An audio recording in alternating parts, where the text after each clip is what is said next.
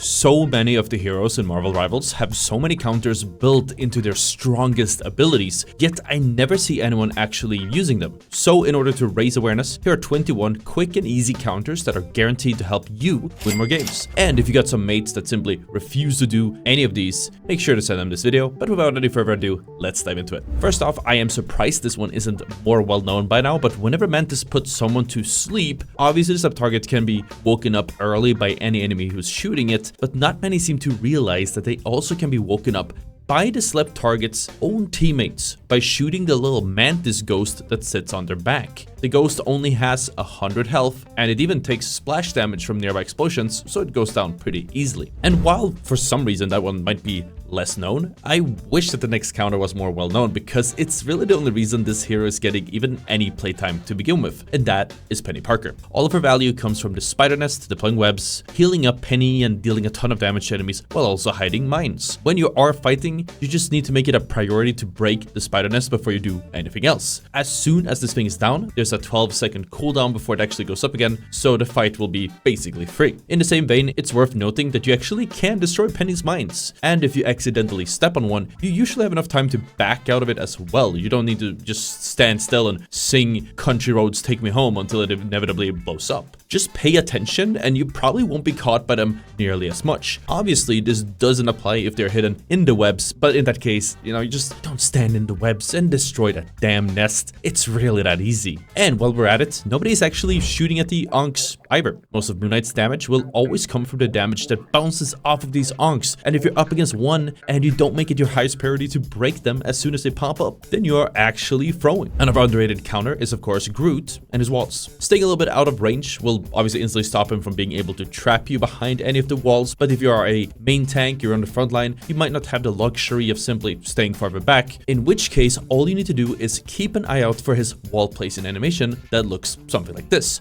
Once it pops, then odds are that you are trapped and you should try to get around the wall to survive before it catches you off guard with no heals. In the same vein, if you're playing other heroes in the mid or the back line, and if you have nothing valuable to shoot at, you should really try to blow up the Groot walls as much as possible. These walls enable Groot to have so much space, and they actually deal unexpected damage to any nearby enemies, but if the walls keep getting stripped down, then he ends up being pretty much useless. And while we're at it, destroying the Punisher turret should always be a priority if it's up. If you're pushing into a point, making an effort with blowing up his turret, even if you poke at it from range, will make a massive difference in the enemy's defense and their damage output. Running straight into the Punisher will just end up with him melting all of you, which really doesn't make sense since the turret can't be healed and goes down with a little bit of focus fire over any ranges. If you're a flanker, then you can even kill Punisher himself when he is inside of the turret, as long as you shoot the little guy sticking out the back. Another thing that I really need to mention is that you really need to take care of the Loki clones. That's because every Loki clone adds another Loki's worth of healing or damage, and most importantly, another rune that stops nearby teammates from taking damage and,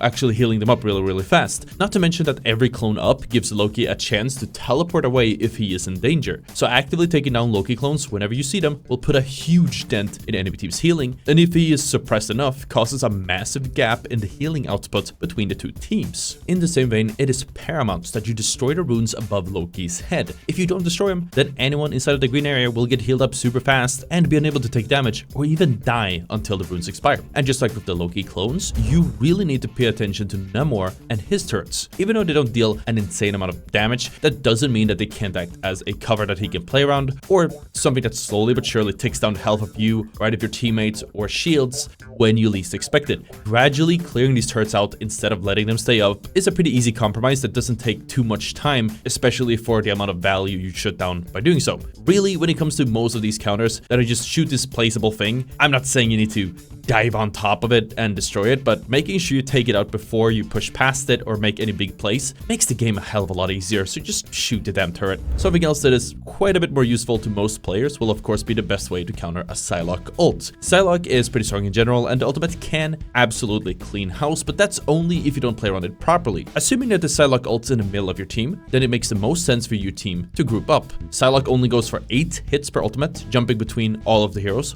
one at a time. If all of your bunched up, or if all of you are within range of her ultimate, then she is going to jump between all 6 of you. And if you put a Magneto barrier or something else on your squishy targets, or just pop defensive abilities, or maybe even ultimates, then you can easily sustain it and survive it. But if anyone loses their cool and runs away from the circle, this usually leads to the Psylocke getting one or many kills instead. And while that one might not be super obvious, this one will sound obvious, but trust me, most of you guys that are still struggling with Scarlet Witch's ultimate should really listen up. As with any heroes that require attention, so that includes someone like the Punisher and his ultimate, pinging the Scarlet when she ultimates will immediately alert her position to all teammates who might not know exactly where she is. After that, focus firing her or throwing any sort of ranged stuns her way, like with Hulks or Penny Parkers or Winter Soldiers, you get it, will instantly cancel her ultimate. If you know your team can't get her, then yeah, hiding is fine, but more often than not, she's pretty easy to shut down when everyone is focusing her. Another counter that definitely isn't used enough, mainly because she isn't really seeing that much of playtime, is that you actually can counter Squirrel Girl's ultimate. The horde of squirrels, inaccurately named Unbeatable Squirrel Tsunami, is actually not unbeatable at all, and if you shoot at it, the damn horde has a total of 600 health. So with focus fire, it usually goes down pretty fast. Something else that I don't see many people doing is countering Force ultimate. Sure, getting out of the ultimate circle works, but very few seem to understand just how easy this thing is to survive. The damage from Force ultimate starts in the middle of the ultimate, where he slams, and then travels outwards towards the rest of the circle. If you're inside of the circle and use any shields or barriers while putting them between a center and yourself, then ultimate won't hit you or any other teammates that stand behind you. This works the same for all line of sight ultimates, by the way, like say Doctor Strange's. Namor's ultimate works just the same, except if you're playing a tank like Magneto or Doctor Strange, as in I guess a shield tank, then if you're standing within the middle circle, you will get hit no matter what. Another very underrated counter that I don't see nearly enough people do is something most healers can do to counter Venom. Most Venoms, at least the good ones, will always try to get as low of a health as possible before they have to pop their shield ability, which gives them more bonus shields the more health they are missing. This means that if you can figure out when they want to pop their shield and stun them right before they do that, then you might be able to kill them before they even get their health up. It helps if the whole team is focusing Venom when he goes low, and if he already used his shield ability but is still sticking around for some reason, depending on the amount of health left and whether his ultimate is up, sometimes it is worth it to just keep shooting him through the bonus health to burn him completely before he can get out. Something else that does require a bit more of a setup but is often overlooked is killing enemies within support ultimates. I know that Luna or Mantis or Cloak and Dagger and their ultimates can be annoying to deal with, but it seems like most people don't realize that they don't make you invincible, and none of them overheal or add bonus health. This means that both Mantis and Luna Snow and their respective teammates are still vulnerable to one-shot abilities. This includes one-shots like Hawkeye's arrows or massive ultimates like Iron Man's or a fully charged Magnetos, or even Moon Knights if you keep them in one place. Using these big ultimates can not only counter the enemy defensive support ultimates, but it can even turn the fight completely if you manage to pick the supports out. In the same vein, another ult that a lot of people struggle with that can be stopped right in its tracks is Winter Soldier's. When Winter Soldier ults, he will apply a mark on anyone that gets hit by his red ability, but if the red ability is blocked by any barrier or shield, then surprise, it won't actually apply, in which case it is practically cancelled. So if you have a shield and the ult is coming your way, try blocking it, and maybe Winter Soldier won't get to pull off an 8-man ult where they keep screaming and again and again and again.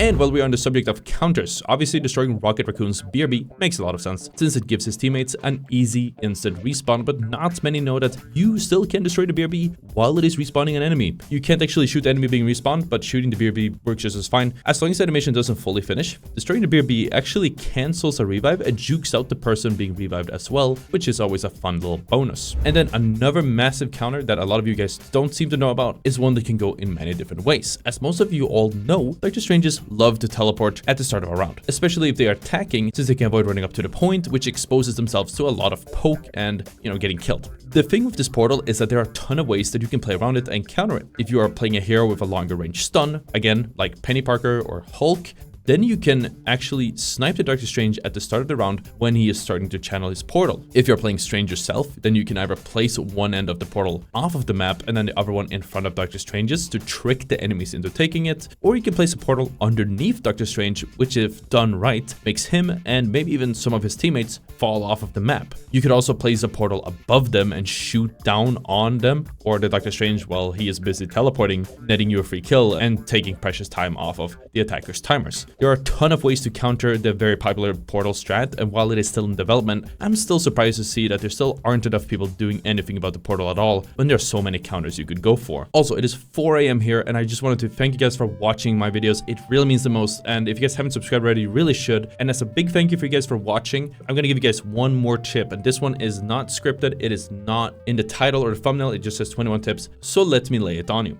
Magneto, not many noticed, but once Magneto has amassed 80 charge on his ultimate, that means that he can deal over 300 damage if he lands a direct hit on any squishy-ish target, so anyone who isn't a tank. What many don't know is that the game actually warns you if it's gotten charged to 80 charge or above, which means that if he throws the massive meatball, it's gonna one-shot any squishies that are close enough. When this happens, the icon that warns you about the ultimate turns from a white to a red. And if you see this, you either gotta shoot this thing to get the charge over 100 so it pops, or get the hell out of the way because you're about to die. But that is something we found and that I will cover in my in-depth Magneto guide soon enough, but I figured I'd give it to you guys in the meantime. And those were 21 of some pretty obvious, but still overlooked counters. I hope it helped, and if you already knew about all of these counters, make sure that your teammates know too, and make the community a little bit better. Thank you for watching, and I'll see you all next time. Peace out.